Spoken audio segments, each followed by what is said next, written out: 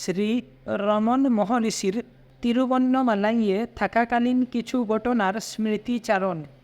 সেবক মাধব স্বামী জিজ্ঞাসা করলে, শ্রী ভগবান কি মন্দিরের পাতাল লিঙ্গে অনেক দিন না খেয়ে কাটিয়েছে?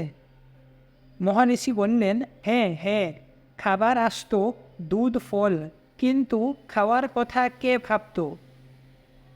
5.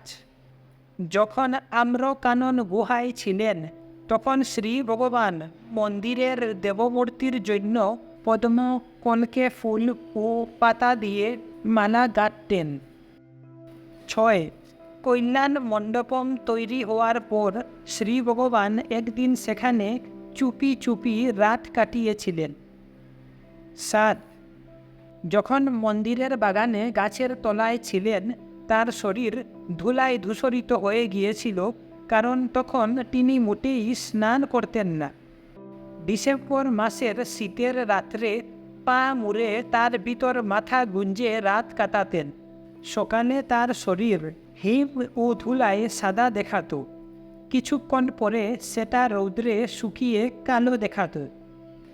8.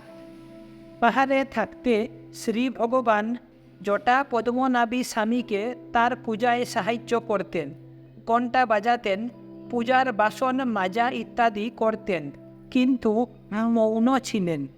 লোকেরা ঔষধের জন্য এলে তিনি মালায়ালাম অষ্টাঙ্গ হৃদয়ন আয়ুর্বেদের বই পড়ে অপর সাধুকে ঔষধ দেখিয়ে দিতেন।